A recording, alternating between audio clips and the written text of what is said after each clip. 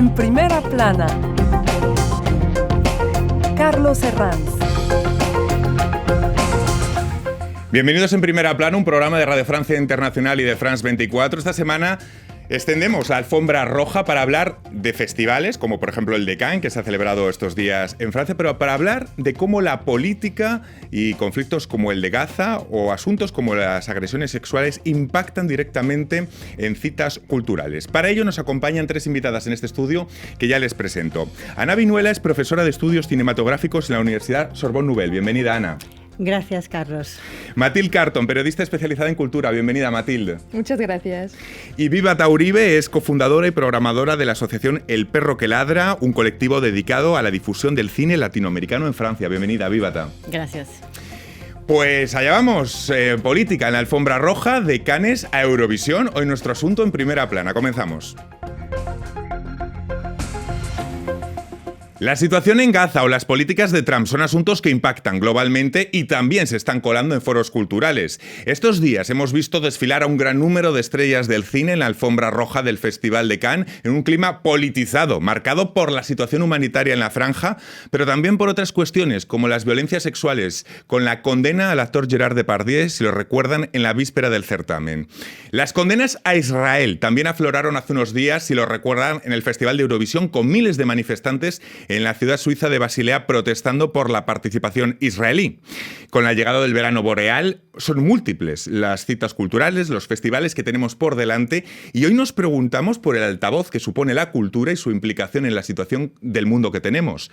Cannes se ha consagrado como la cita ineludible que marca la agenda y tendencia en el cine, incluso hasta la cita con los Oscars del año siguiente. Si lo recuerdan, la última Palma de Oro, Anora, llegó a ser la mejor película de la cita de los Oscars de este mismo año.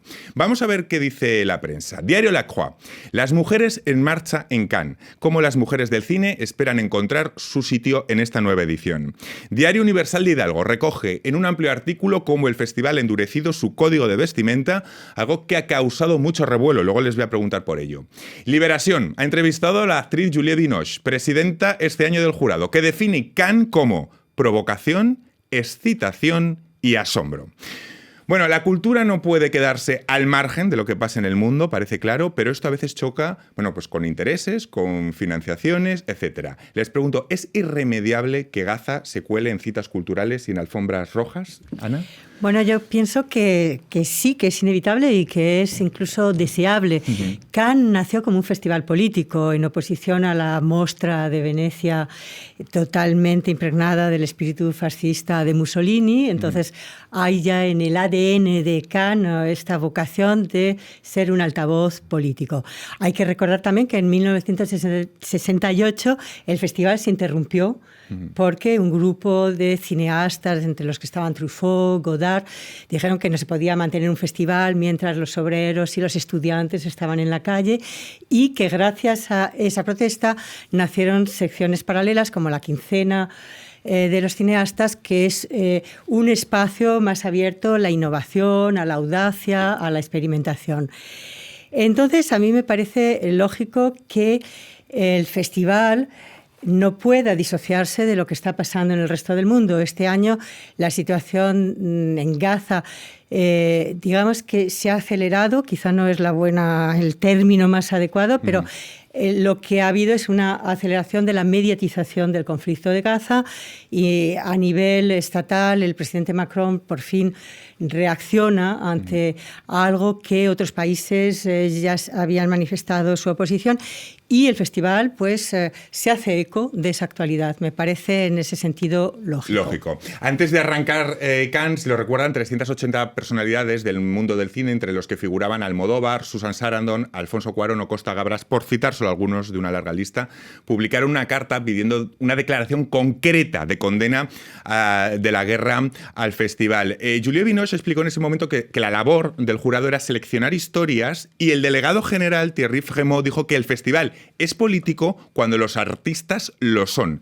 ¿Entienden la respuesta, Mathilde? Vívata. No tanto, porque la verdad es que Gaza se invitó también en la selección de este año, ¿no? Sí. Porque hay un documentario que se llama Put Your Soul on Your Hand and Walk, que cuenta la historia y el cotidiano de una fotógrafa palestina que murió hace 2 semanas con las bombas de israelíes, ¿no? Y entonces su historia, ella está contada, está difundida aquí en el festival, pero sin ella. Entonces quiero decir que la política existe en las paredes también, que aquí está en cuanto al tema, en cuanto a la programación. Así que cuando Fremo dice que los artistas son políticos, pues también lo es su programación. Y ahora es absolutamente imposible de poner al lado la política con lo que está pasando en los artes. Estoy pensando, por ejemplo, en los Oscars, que hubo este cineasta palestino que se llama Hamdan Balal, que ganó por una película que lo he hecho con un israelí. Y él, cuando se fue de nuevo a su país, ha estado... Le han agresado por tener el Oscar. No, eran los Oscar. Pero quiero decir que cuando la cultura te da un premio, da un poco de luz en cuanto a lo que tú estás haciendo, también hay reacciones muy reales en países donde hay los conflictos. Así que todo está mezclado. También por supuesto, es intrínseco, ¿no? Cannes y la política. Lo hemos visto en el caso de Gaza, también lo hemos visto en la selección de 3 documentales que retratan el conflicto en Ucrania. ¿Qué le parece, Vívata? Sí, bueno, pues a mí me parece muy problemática esa declaración porque es como si invalidara mismo el trabajo de selección y programación, porque es un trabajo que consiste justamente en dar visibilidad o no a ciertas cosas. Y cuando eso se hace en un grupo de personas que trabajan y que deciden que una película esté presente, vaya a obtener la luz que va a obtener en un lugar como Cannes, pues inmediatamente es política también esa postura. Entonces me parece como una respuesta para salirse del paso, para no tomar una postura, cosa que me parece bastante problemática.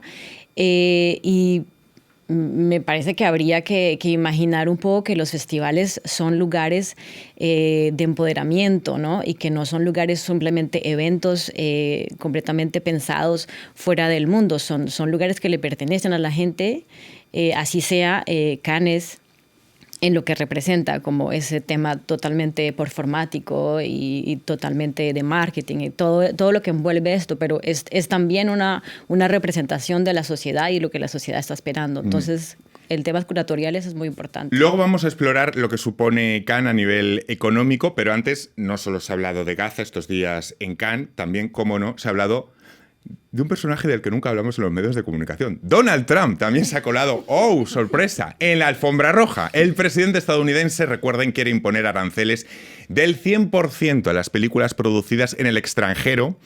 Una idea despreciada por la mayoría en Cannes. Tenemos la posibilidad de preguntar a Ana Vinuela, que es profesora de estudios cinematográficos y que conoce muy bien la economía del cine, ¿qué impacto puede tener esta medida? Porque entendemos además, Ana, que con la financiación y las competencias técnicas tan internacionalizadas, ¿no supondría una pesadilla burocrática y legal, además? Bueno, una pesadilla que podría incluso no poder concretarse, porque primero nadie ha entendido a qué cine se refiere. Se refiere a las producciones americanas deslocalizadas en el resto del mundo, y ahí va a tener el lobby de las plataformas que van a decir, por favor, nosotros necesitamos productos locales que puedan tener acentos que otros que Hollywood, pero que sirvan para difundir a audiencias en todo el mundo. Entonces ahí yo creo que los primeros que se van a levantar son las grandes plataformas. Segundo, nadie sabe si se refiere a ese tipo de producciones o al cine de autor no americano, que tiene ya tan poca cuota de mercado en Estados Unidos que no sé qué sirve poner más aranceles, porque ya la situación es extremadamente difícil. Yo pienso que la guerra está en otro lado. Y Trump, en su precipitación, se ha equivocado de frente, porque la guerra realmente está en la manera en que se está interpretando la Directiva de Servicios de Medios Audiovisuales, poniendo obligaciones de tener que mostrar 30% de obra europea en los catálogos de los streamers americanos y las obligaciones para que inviertan en producción europea. Ahí es donde está el verdadero peligro, y si Trump consigue montar un lobby fuerte contra estas transposiciones de la Directiva a Servicios de Medios Audiovisuales, ahí hay un verdadero peligro.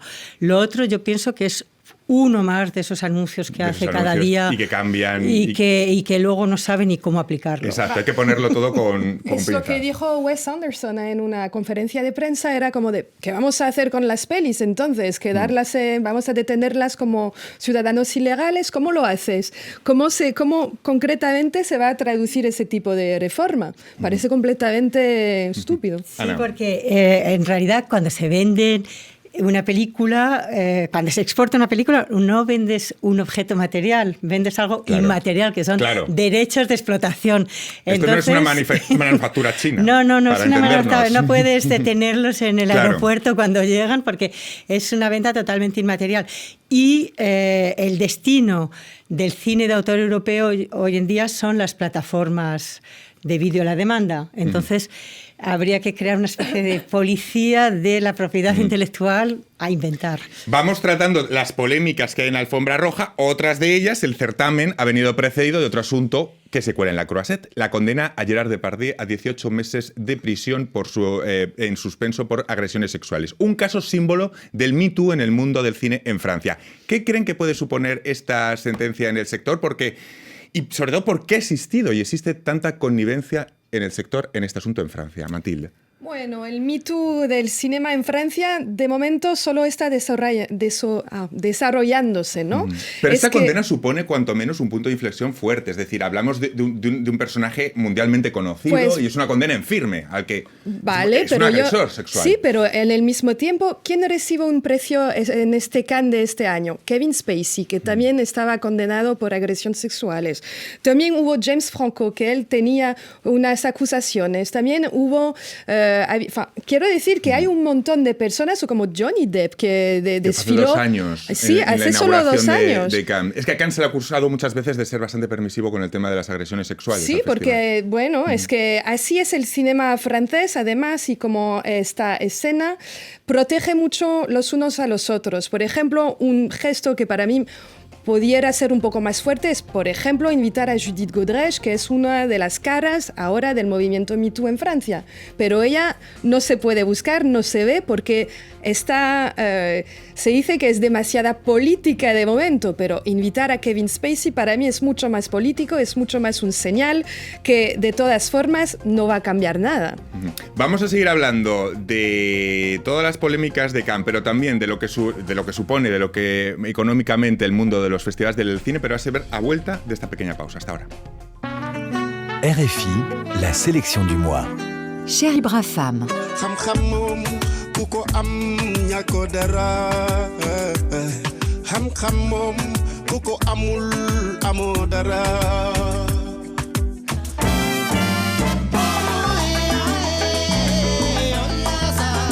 Migno Crusaders.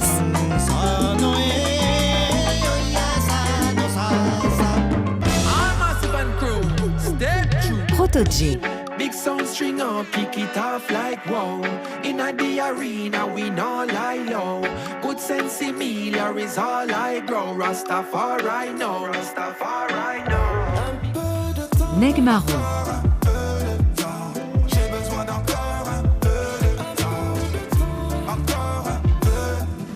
Toute la sélection du mois à découvrir sur RFI Musique.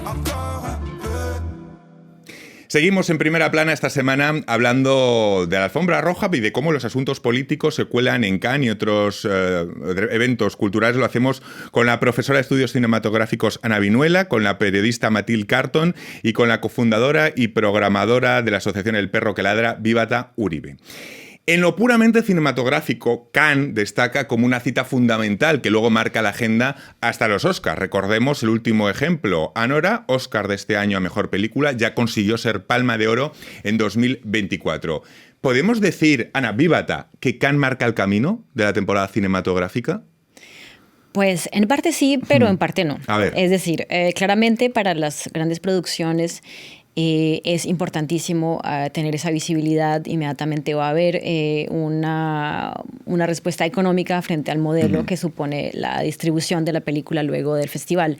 Sin embargo, pues Cannes escoge y vive en un mundo muy particular, y el mundo cinematográfico es mucho más amplio, afortunadamente también. Es decir, por ejemplo, el mundo del documental, el mundo del cine experimental, el cine de animación, existe también. O sea, Cannes es fundamental verlo y va a marcar una pauta, pero hay otros festivales que van a marcar pautas diferentes, donde van a haber temas políticos mucho más importantes y que van a tener menos miedo justamente de abordarlos y de asumirlos. Entonces, porque una presión financiera, perdona, Vivata, menor, ¿te da una libertad editorial de tener menos miedo a enfocar ciertos temas? Pues yo sí creo que la independencia económica sí supone una cierta libertad, porque es que el tema de tener inmediatamente una financiación que viene de una fuente donde va a haber temas problemáticos sí va a afectar completamente a la línea editorial. Voy a tirar de ese hilo, porque un grupo de jóvenes cineastas daneses bautizados como Colectivo Dogma 25 han decidido lanzar un decálogo de normas que cumplirían en sus películas y que devolverían el cine de autor europeo al espíritu de la Nouvelle Vague. Guiones originales, restricción de Internet en el proceso creativo, rodajes solo en localizaciones reales, financiación sin influencias editoriales, etc. Les pregunto, ¿esto es un brindis al sol o un compromiso de un camino que la cultura puede y debe explorar? Ana. Ya, es tremendo lo que... Vamos a ello. Quizá la respuesta se sitúa entre las dos proposiciones. Yo pienso que ante todo es un elemento del soft power cultural danés. Porque en realidad, y lo han hecho muy bien, desde el Dogma 95 hasta hoy ha habido una visibilidad muy importante del cine danés y por extensión del cine escandinavo. Y yo pienso que estos manifiestos son útiles para dar visibilidad a nuevas ideas, sobre todo en el momento en que la inteligencia artificial nos dicen que puede crear películas, actores, voces, montajes, etc. Y lo está haciendo. Entonces es una manera de recordar la dimensión artesanal del cine y la dimensión personal. Yo creo que cuando leí el manifiesto lo primero que me vino a la cabeza fue decir que las películas que más nos emocionan son películas imperfectas y son películas que hablan de algo que sale de muy dentro de un ser humano y no un guión perfecto. Entonces yo pienso que es útil. Luego este movimiento tiene que concretarse, como pasó con el Dogma 95, con películas y realizadores que den cuerpo a estas ideas. Ahí tuvieron sobre todo Los Idiotas y Festen. Festen fue un poco la concretización del Dogma 95. Bueno, pues a ver cómo se concretiza el Dogma 2025. Vamos con otros temas, vamos sacando todo lo que rodea el Festival de Cannes. Hablamos del cine de autor, pero también hablamos de lo que es el negocio más puramente económico o lo que se ve estos días en la alfombra roja. Por ejemplo, el endurecimiento del código de vestimenta es otro de los grandes temas que este año ha traído el Festival de Cannes, más allá de lo cinematográfico. La decisión, según los organizadores, tomada por razones de decencia y logística. ¿Lo entienden, Matilda? Bueno, es que... Bueno, a ver, es que Cannes para mí, yo lo veo no tanto como un momento donde se van a elegir las mejores películas, sino un momento donde todos los actores del sector se encuentran y entonces solo se trata de dinero y de sponsor y de todo, ¿no? Y entonces eso se nota en las alfombras. Hay un montón de gente que están desfilando, pero que no tiene nada que ver ni con el una cine. película ni nada, ¿no? Un montón de influencers. Y entonces lo más importante para ti es que te notan, que te vean. Entonces necesitas un vestido de los más grandes, de los más enormes, pero esto es un problema ahora, porque es un problema pragmático. Hay que hacer avanzar la gente que van en la sala y a ver todas las pelis. Pero estas personas se quedan con vestidos. Estoy pensando como a Heidi Klum, por ejemplo. Heidi Klum no tiene ni una peli, no es ni actriz, pero tuvo un vestido grandísimo que además lo cortó cuando entró después de Marche. Cuando entró en la sala, le cortaron la mitad de la cola porque estaba demasiado grande. Y entonces un chico de la seguridad tenía la mitad de sus flores, de sus vestidos de flor, en los brazos. Lo increíble es Claro. que podemos hablar de Cannes y podemos hablar de un llamamiento, de un decálogo a favor del cine de autor y al lado de la más pura brillantina, del marketing total Porque y de los influencers, y todo forma parte del mismo ecosistema.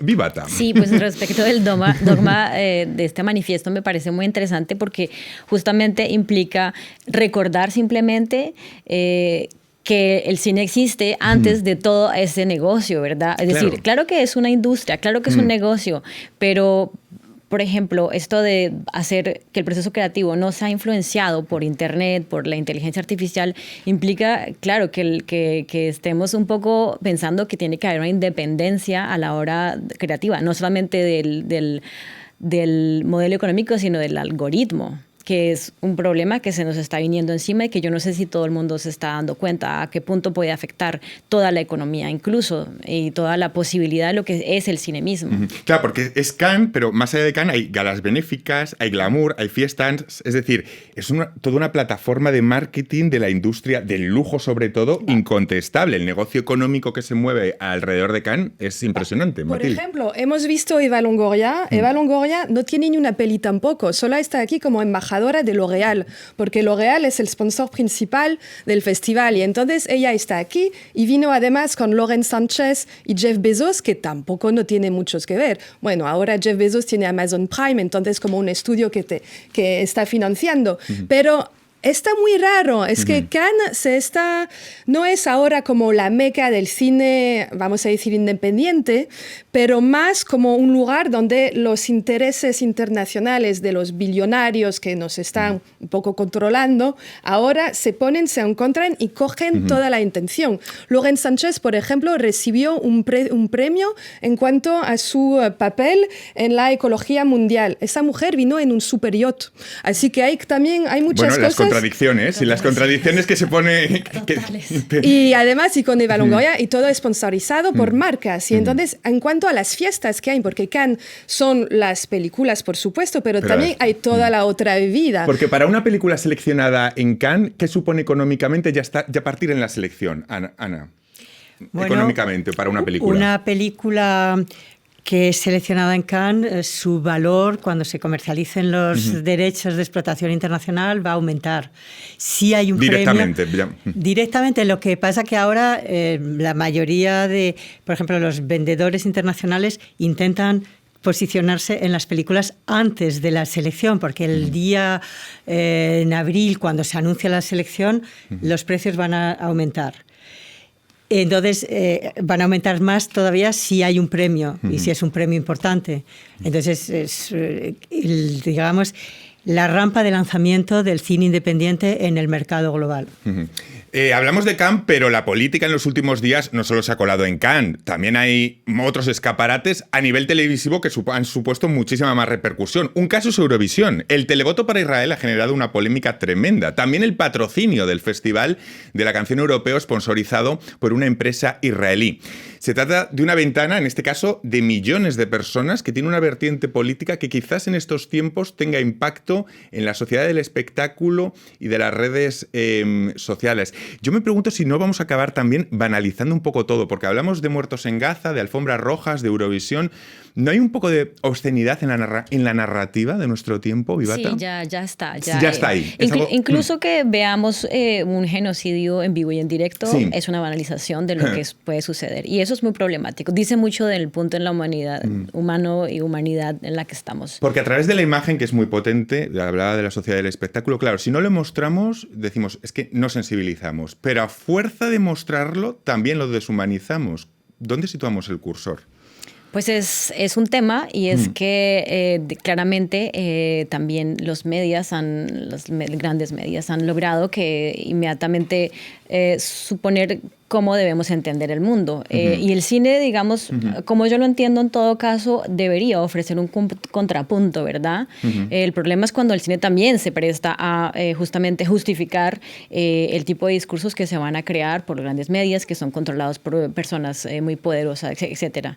Y sí, yo creo que la banalización es algo que deberíamos preguntarnos, y el cine supuestamente debe estar allí también para hacernos preguntar sobre la imagen misma, sobre lo que implica contar una historia o no, o representarla. Entonces... yo no lo veo así, porque estamos en un momento ahora de economía de la atención y de guerra por la atención. Y entonces, para mí, mezclar todo esto sigue siendo un momento donde, por ejemplo, la gente que solo sigue en TikTok o solo sigue en redes sociales, que no están con los medios tradicionales, por lo menos... Gaza entró en su mente, ¿no? Quiero decir que ahora existe, y la guerra en Ucrania también. Así que en esta guerra de la atención me parece que mezclar el entertainment con también un poco de lo verdadero del político funciona así, me parece. En cualquier caso, Juliette Binoche, la presidenta este año del jurado, ha definido a Cannes como provocación, excitación y asombro. ¿Cannes no podría existir sin esos ingredientes? ¿Son parte esencial del festival, Ana? Son parte del que pretende ser, y que lo es, el primer festival cinematográfico del mundo. Es decir que, por un lado, Cannes tiene que asegurar un canon artístico del cine de autor comercializable, que no es el cine que se va a ver en otros festivales, pero al mismo tiempo tiene que proponer cosas nuevas cada año. Entonces, tiene que buscar ese equilibrio entre la fidelidad al canon artístico, pero al mismo tiempo ser el lugar donde se plantean nuevas propuestas estéticas. ¿Qué les parece? Claro, pues lo que pasa es que Cannes tiene que ser a la vez performático, o sea, como evento. Entonces, claramente es esencial que los ingredientes para provocar estén allí. El tema es... Si eso está funcionando. O sea, probablemente sí, porque según entiendo es un festival que genera muchísimas ganancias a la ciudad de Cannes, y que por esta razón también hay una prioridad en que exista y en que continúe, ¿no? Se calcula, no sé, dicen 37 millones el costo del festival, y le va quedando a Cannes 200 millones de euros. Es muchísima la ganancia, y el modelo económico es muy funcional, entonces... Sí, pero tampoco la gente, por ejemplo, cuando hacemos programas televisivos en cuanto a Cannes, la gente no mira, no le interesa. Por ejemplo, a los franceses no miran, no, las revistas que solo te trata de esta edición de Cannes de este año nunca se vende bien, y entonces nosotros de periodistas es un poco complicado de vender esta edición cada vez, porque no hay la misma excitación, vamos a decir, en cuanto a la gente que no está muy cinefilia, pero sí en cuanto al pequeño ecosistema del cine. Entonces Cannes es muy importante, pero a los demás... Me quedo sin tiempo para más. Ha sido un placer compartir este tiempo con ustedes. Hemos tratado muchísimas cosas que pasan estos días por la alfombra roja, más allá de las propias películas. Muchísimas gracias, Ana, Matilde y Vivata, y a todos ustedes les espero aquí la próxima semana en Primera Plana. Gracias.